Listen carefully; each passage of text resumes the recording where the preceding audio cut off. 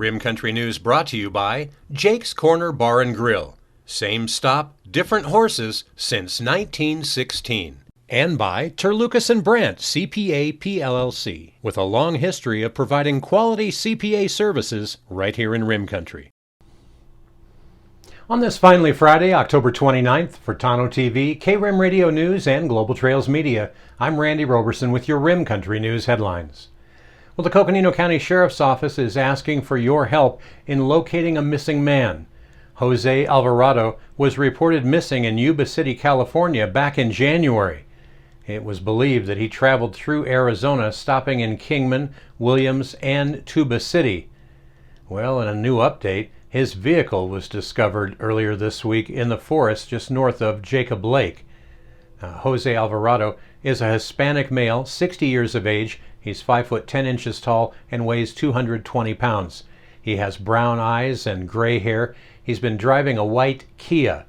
Again, the Sheriff's Office is seeking any information about Mr. Alvarado's whereabouts. Now, members of the public who may have seen or had contact with Mr. Alvarado after last January are encouraged to contact the Sheriff's Office at 928-774-4523 or call Silent Witness at 928-774-6111. In other news from the forest around us, federal wildlife officials are proposing to change the way Mexican gray wolves are managed in the American Southwest, saying removing population limits and setting goals for genetic diversity will help the endangered species recover. Well, the proposal also would allow more wolves to be released into the wild in New Mexico and here in Arizona, and place restrictions on permits issued to ranchers or state wildlife agencies that allow the killing of wolves if they prey on livestock, elk, or deer. Well, management of the predators has spurred numerous legal challenges over the decades by both ranchers and environmentalists. Now, the latest proposal follows one of those court fights. The U.S. Fish and Wildlife Service says the proposed changes would better align with revisions made to the species recovery plan. The Mexican gray wolf, the rarest subspecies of gray wolf in North America, has seen its populations nearly double over the last 5 years. A survey done earlier this year showed at least 186 Mexican gray wolves in New Mexico and Arizona. Now, ranchers and rural residents, though, have argued that that's an undercount and a more accurate number is needed. Environmental groups consider the proposed changes a step in the right direction, but say more needs to be done to ensure a viable population of Mexican wolves. They say the boundaries established by the Fish and Wildlife Service for recovery of the wolves in New Mexico and here in Arizona are among the limiting factors. Now, if the animals travel beyond boundaries, they can be trapped and relocated and returned to captivity or potentially killed.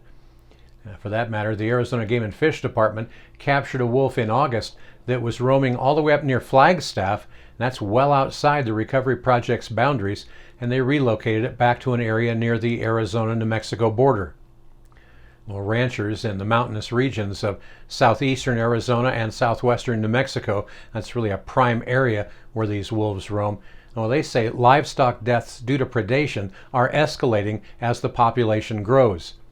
Now, the latest report from wildlife managers put the number of confirmed livestock kills for this year at 95.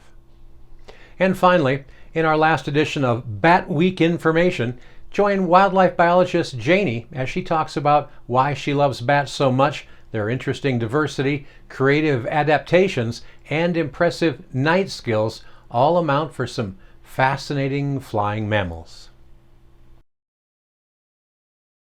Hi, my name's Janie Ajagush. I'm a wildlife biologist with the Forest Service, and I wanted to share a little bit about why bats are so fun. I'm sure you all know they're the only true flying mammal, but they're also the group of animals that are the most diverse in their form and their function. So bats have evolved behaviors like echolocation, and they've evolved adaptations in their body to be able to do all the things animals do in the daytime, but they do it at night. So they eat all kinds of things at night, including fish, small mammals, insects, of course, but they pollinate plants because they are so varied in their adaptations to be able to eat all kinds of things at night. You know, most of our animals are active during the day and take advantage of all the insects and different things that are available during the day, but bats do that just all at night. Well, coming up in Rim Country weather, high pressure will deliver dry conditions and warmer temperatures to northern Arizona through tomorrow. But a weak weather disturbance on Sunday is going to produce a few degrees of cooling and locally gusty winds. Even cooler temperatures are expected for the start of next week. We'll give you a complete report on your 7-day forecast coming up next. You're watching Rim Country News. Jake's Corner Bar and Grill. It's not just a bar, it's a destination. Jake started out as an Arizona stage stop way back in 1916, and folks have been stopping here ever since. Jake's also has been famous as a popular stopping spot for travelers headed to Rim Country or Roosevelt Lake. But as more people discover this historic stop, more and more, it becomes the destination. It was even featured in the 2008 movie Jake's Corner and later featured at the Sedona Film Festival. Ice-cold beers from the tap, imported or specialty beers, a generously stocked full bar, and great food that keeps you wanting to come back again and again. Enjoy a game of pool inside or step out and enjoy the covered patio and outdoor bar with live entertainment and much more. We hope to see you soon at one of the most historic stopping spots in Arizona, Jake's Corner Bar and Grill. It's not just a bar, it's a destination. Hi, I'm Michael Dowling with the Old County Inn and Pinewood Tavern. So we've been using Terlucas and Brandt probably for the last 4 years. They've been really awesome to work with, Amy and Marguerite. They do everything now from pretty much all of our payroll needs, pay all of our taxes. They even help us on Fridays to pick up our checks, which is great since they're local. But I pretty much use them for everything. They've been awesome to work with, and they take off all the things I don't have to worry about as far as taxes go, so I can concentrate on my business. But as for now, they're pretty much doing all of my personal taxes, all of our payroll needs, all of our business taxes, and very affordable and just awesome to work with, and they're local. So we really appreciate them, and they've been a great partner with us so far.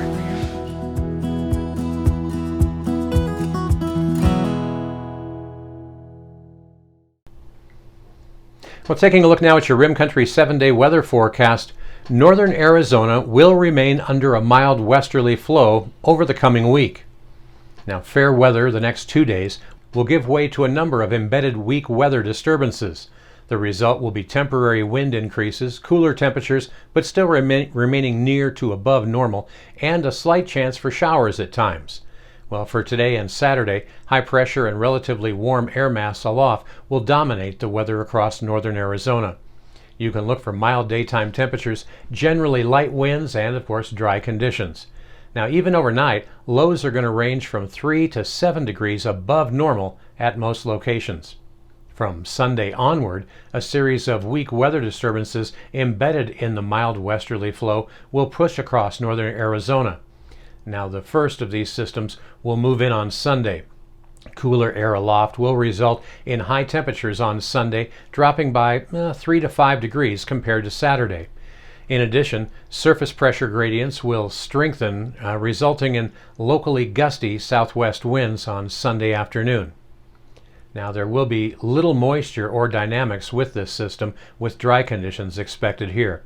Now, Tuesday will be the next chance for a bit cooler temperatures, some gusty southwest winds, and perhaps a slight chance for a stray light shower or two, but that's going to be mainly up across the Four Corners region of the state.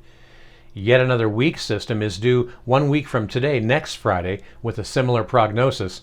Forecast models are suggesting that there might be a slightly better chance for showers, but those chances still appear pretty darn low. Meanwhile, highs and lows around Rim Country today, well, they should be looking something like this. Here in Payson today, it'll be sunny with the high warming up to near 75 with a few light breezes. Tonight, skies stay clear with a low in Payson dropping to around 47. Up on top of the rim at Clintswell, well, they can expect a beautiful day up there today with their expected high right around 66 degrees and a kind of a chilly low tonight dropping down to about 38. Down in the deserts of Tano Basin today, Well, they're going to have a beautiful day down there to be maybe out on Roosevelt Lake. They're going to have a nice warm high today, getting up to about 86 degrees, and a pretty mild low tonight, dipping down to near 53. And that's what's happening around Rim Country. For Tano TV, KRIM Radio News, and Global Trails Media, I'm Randy Roberson. Make it a great weekend.